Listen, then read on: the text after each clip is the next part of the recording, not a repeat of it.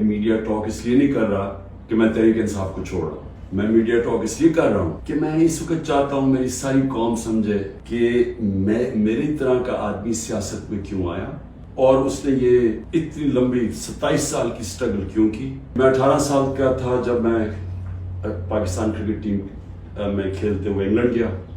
اس کے بعد میں نے وہاں 4 سال پڑھائی کی اور اس کے بعد میں پروفیشنل کرکٹ کھیلتا تھا گرمیوں میں انگلینڈ میں اور سردیوں میں پاکستان ہوتا تھا یا پھر دنیا میں کرکٹ ٹور کرتا. تو اس ٹائم پہ میں جو برطانیہ کا سارا سسٹم تھا وہ میں پوری طرح سمجھ گیا.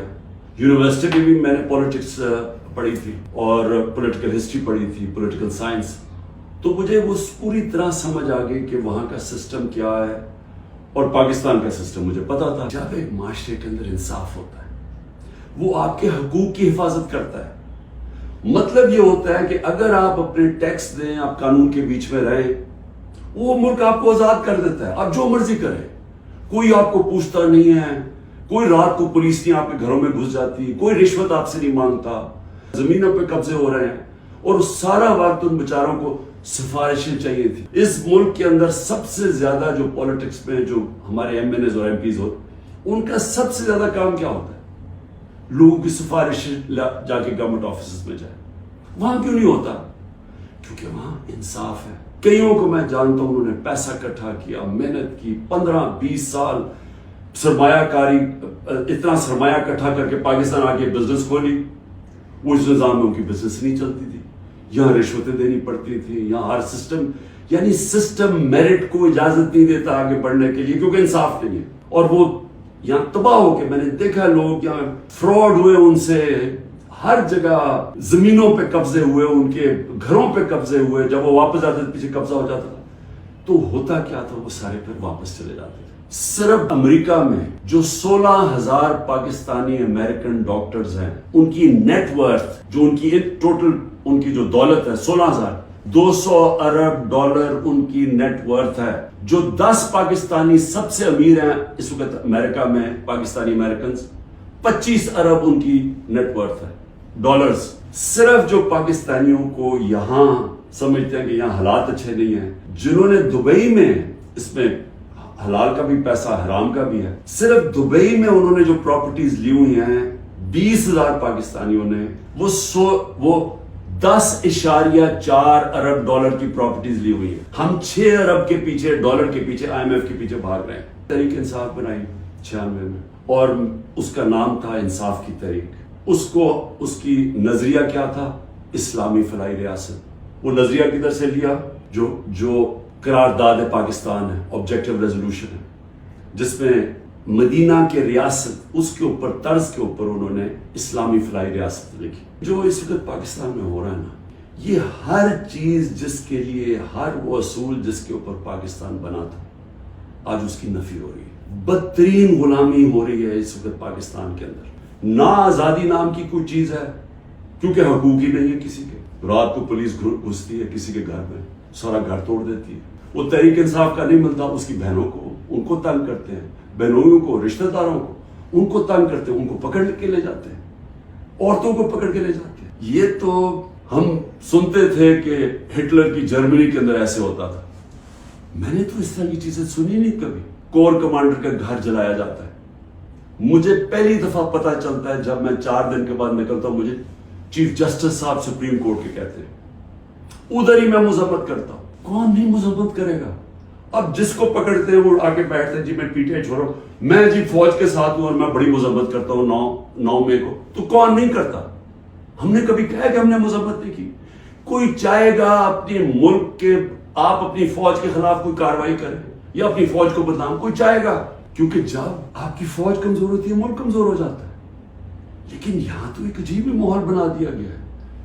وہ کور کمانڈر کا انویسٹیگیٹ کیے بغیر, یہ پتہ ہی نہیں ابھی تک کہ کس نے کیا کیا, اس کے انویسٹیگیٹ کیے بغیر پورا پاکستان میں تحریک انصاف کے اوپر کریک ڈاؤن ہو گیا. جب میں کوشش کرتا ہوں کہ ڈائلاگ کی بات کرو, ہمارے سے کوئی بات چیت تو کر لے, ہم یہ بات کر کے مسئلے حل کر دیں, جس دن میں یہ کہتا ہوں اگلے دن اور سختی شروع ہو جاتی ہے, 2-3 اور FIR کاٹ دیتے ہیں, گھر میں آ جاتی ہے پولیس, کیونکہ سمجھتے ہیں یعنی کوئی ایک عجیب ذہن بیٹھے ہوئے وہ سمجھتے ہیں کہ جو ڈائلاگ کرنا چاہ رہے ہو وہ اب اس کے گھٹنے کانپنے شروع ہو گئے ہیں تو اس لیے آ کے اس کے اوپر تھوڑی اور سختی کرو تو بالکل بیٹھ جائے گا. جب تک میرے میں سانس ہے میں اس ملک کی حقیقی آزادی کے لیے تب تک پوری جدوجہد کرتا رہوں گا جب تک میں زندہ ہوں.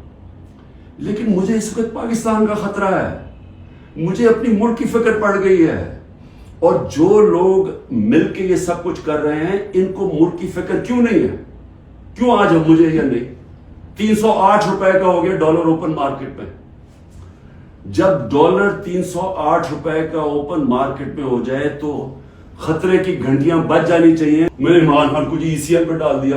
شکر کو میں تو آپ کا شکریہ ادا کرتا ہوں. میں تو جانے نہیں چاہتا ملک سے باہر, کیونکہ میں نے کوئی باہر میرے پیسے بینک اکاؤنٹ کچھ نہیں پڑے ہوئے. ہمارے پاس جو فورن ایکسچینج ریزروز تھے, یاد رکھیں روپیہ مضبوط رہتا ہے جب آپ کے ریزروز اوپر ہو. 16.2 ارب ڈالر, آج وہ ہیں 4.5 ارب ڈالر. منفی 72% ہمارا فورن ایکسچینج گرا ہے. ایکسپورٹس 13% گری ہے. ریمیٹنسز جو باہر سے پاکستانی ڈالر بھیجتے تھے وہ 13% گرے.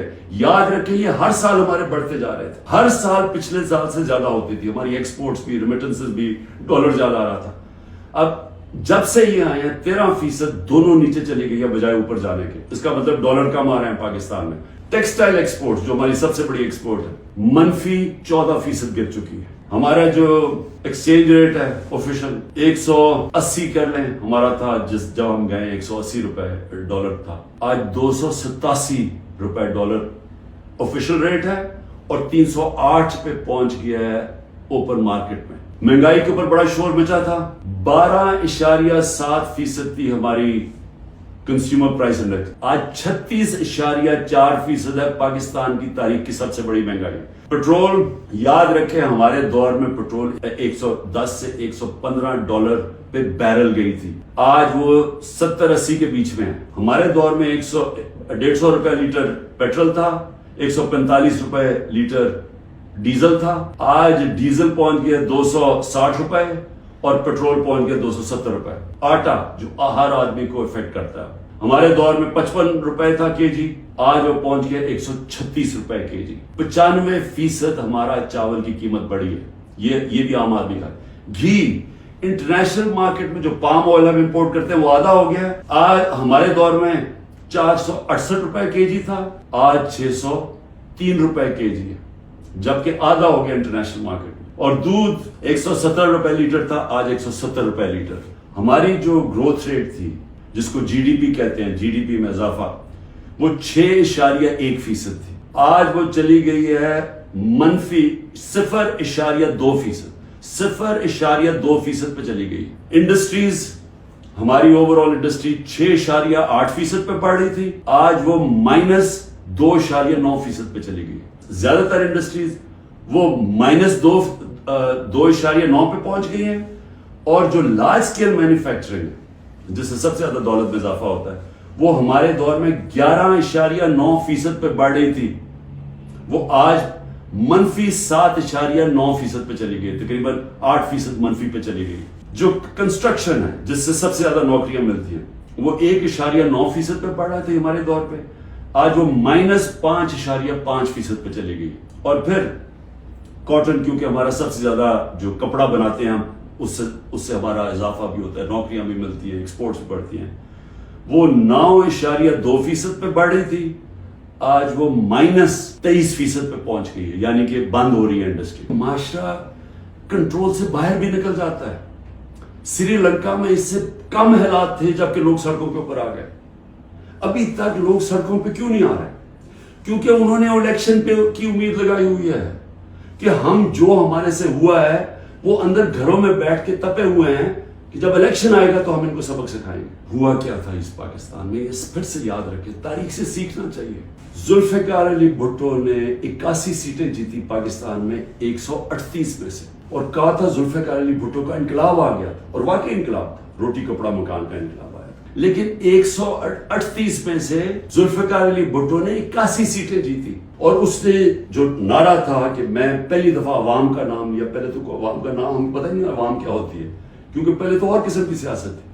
تو اس نے ایک ذہنوں میں انقلاب لے کے پہلی دفعہ عوام کی بات. لیکن مجیب الرحمان 162 سیٹیں تھی ایسٹ پاکستان میں, اس نے 160 جیتی, صرف 2 سیٹیں ہاری اس نے. تو وہ کیا کہہ رہا تھا؟ وہ انصاف کہہ رہا تھا کہ ہمارے سے انصاف نہیں ہو رہا, ہمارے حقوق نہیں مل رہے, ایسٹ پاکستان کو کالونی کی طرح رکھا جا رہا ہے, ہمیں سیکنڈ کلاس شہریوں کی طرح رکھا جا رہا ہے. اور وہ انصاف مانگ رہا تھا, حقوق مانگ رہا تھا, وہ آزادی نہیں مانگ رہا تھا. میں اس لیے بات چیت کی بات کر رہا ہوں کہ یہ ٹائم ہے, یہ ملک ٹھیک تب ہوگا جب اس سارے ملک کے ادارے اکٹھے بیٹھے اور ملک کی سب سے بڑی ایک ہی جماعت جو فیڈرل پارٹی ہے پاکستان کی, وہ سب اکٹھے بیٹھے اور وہ بیٹھ کے اس مسئلے کا حل نکالیں. یہ ڈنڈے مار کے مسئلے کا حل نہیں ہونے لگا. آپ سب صبر کریں, اپنی پارٹی کو کہتا ہوں صبر کریں. یہ جو کیا جا رہا ہے آپ سے کہ کن پٹی پہ بندوق رکھ کے جی میں پی ٹی آئی چھوڑ رہا ہوں, کوئی فکر نہ کریں, کبھی کوئی پارٹی سے نہیں ختم ہوگی.